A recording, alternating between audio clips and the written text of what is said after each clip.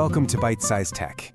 It really feels like every single week is a big week for artificial intelligence, right? But this one was something else. It was an absolute avalanche of news, covering everything from billion-dollar lawsuits and deep political battles to the gadgets in our pockets getting just a little bit smarter and maybe a little bit weirder.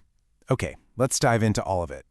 So what does $1.5 billion buy you? Well, if you're the AI company Anthropic, it buys you a settlement. This week, the company agreed to pay this absolutely staggering amount to authors whose copyrighted books were used to train its AI models. And this isn't just a big number. It's believed to be the largest publicly reported recovery in the entire history of U.S. copyright litigation. This is a landmark moment, and it really sets the stage for the incredibly high stakes of this whole AI gold rush. All right, so here's how we're going to break down this AI avalanche. First up, we'll look at AI's high-stakes price tag. We're talking lawsuits, lobbying, the whole shebang. Then, we'll see how this race is changing the phone in your pocket, making for smarter gadgets in a weirder world. After that, a quick look at some of the newest gear that's making headlines beyond AI. And to wrap it all up, we'll zoom out and ask what it really means to be living in an AI world. Okay, let's get into Act 1, the money and the power. I mean, the explosion of AI has kicked off these massive financial and legal battles that are, no joke, going to define our digital future for years to come. This quote, it comes directly from the legal filing in that Anthropic settlement. And you know, it's pretty hard to argue with them. The context here is just so powerful. This payout, which breaks down to about $3,000 per book, is quite possibly the first major payday for creatives whose work was used to train AI systems without their permission. It's a huge, huge win for authors and a massive warning shot to every other AI company out there.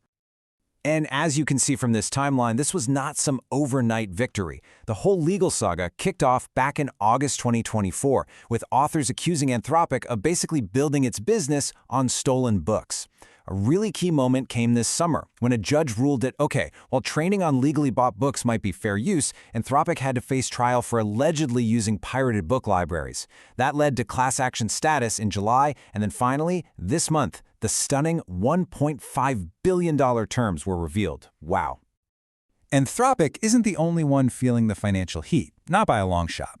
This very same week, the European Commission slapped Google with a massive $3.5 billion fine. Why?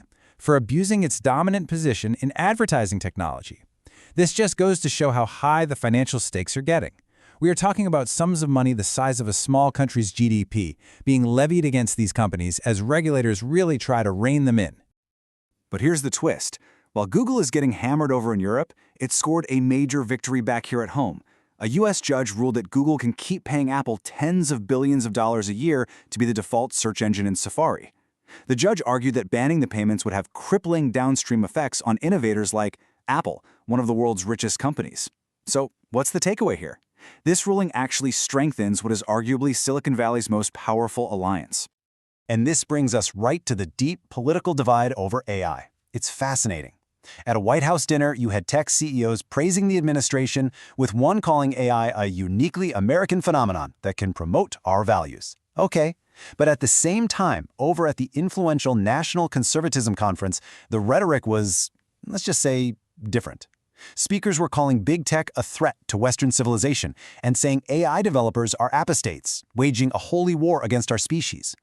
This stark contrast just shows that the battle over AI isn't just happening in courtrooms. It's a full-blown culture war. So, how does all this high-level fighting and big money talk actually translate to the tech we use every day? Well, let's zoom in on the real-world impact of the AI race on our personal devices. This table, right here, lays out the new battlefield for smartphones perfectly. We're looking at the rumored specs for the upcoming flagships, the iPhone 17 Pro and the Google Pixel 10 Pro. And the competition, it's not just about cameras or screen size anymore, it's all about the silicone inside. You've got Apple's new A19 Pro chip built on a new 3nm process going head-to-head with Google's Tensor G5. Both are specifically designed to power a whole new suite of on-device AI features. And while Apple is busy upgrading its Apple Intelligence, Google already has a killer app out in the wild, Circle to Search. Now, if you haven't used it, it's incredibly simple and intuitive. You just long press the home button and draw a circle around anything on your screen, a pair of sneakers, a building, a weird plant, and Google instantly searches for it. It's a genuinely useful AI tool that gives Android a key advantage in this race, and yeah, it's still missing from the iPhone. But as these AI tools get more and more powerful, they also bring some strange baggage. A core problem with today's generative AI models is this thing called hallucination. Basically, it's when the AI just makes stuff up. It generates information that sounds totally plausible, but is actually factually wrong or just completely fabricated. It's not trying to lie to you, it's just filling in the gaps in its own knowledge with what it predicts should come next. And this brings us to one of the week's weirdest stories. This quote, it's from viewers reacting to a new ad campaign from the NFL. The league proudly announced they used AI to create this fantastical ad with parade floats for every team. The problem?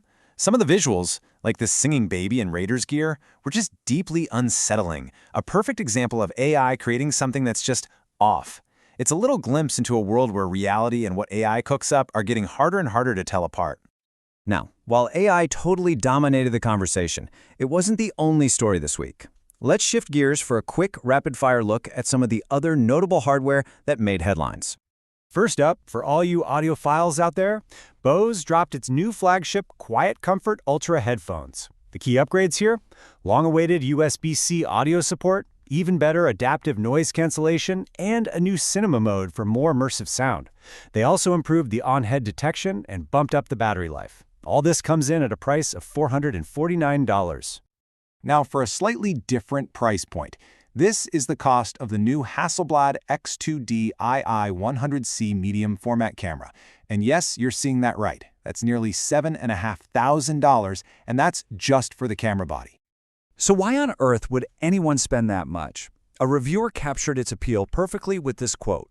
See, this camera isn't about practical specs for most people. It's an emotional purchase. It's for discerning professionals, especially in fashion or portrait photography. It's all about that massive 100-megapixel sensor and Hasselblad's legendary color science, which produces images with a look and feel that, for some people, is just unparalleled. Okay, for our final act, let's zoom back out and really explore the broader cultural and societal impacts of this whole AI avalanche. How is this technology changing not just our gadgets, but our entire world?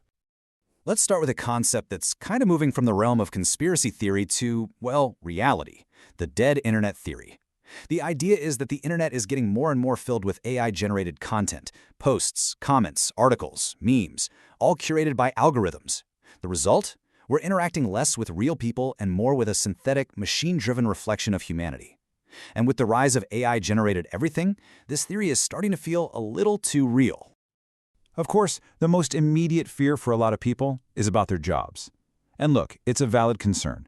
Study after study, expert after expert, they all agree that AI is poised to automate a huge number of roles, especially those that are repetitive or entry-level. We're talking data entry, some customer service roles, and even gig work like food delivery, which is already being trialed with robots. But here's the other side of that coin. This week, OpenAI, the company that makes ChatGPT, announced a major push into workforce development. They're launching an AI-powered jobs platform to connect workers with employers and a brand new certification program. Their goal is ambitious. They want to train and certify 10 million Americans in AI fluency by 2030. It suggests a future where AI not only takes jobs, but also creates and defines them. So, what does this new landscape actually look like? Well, the jobs most at risk are the ones that can be automated.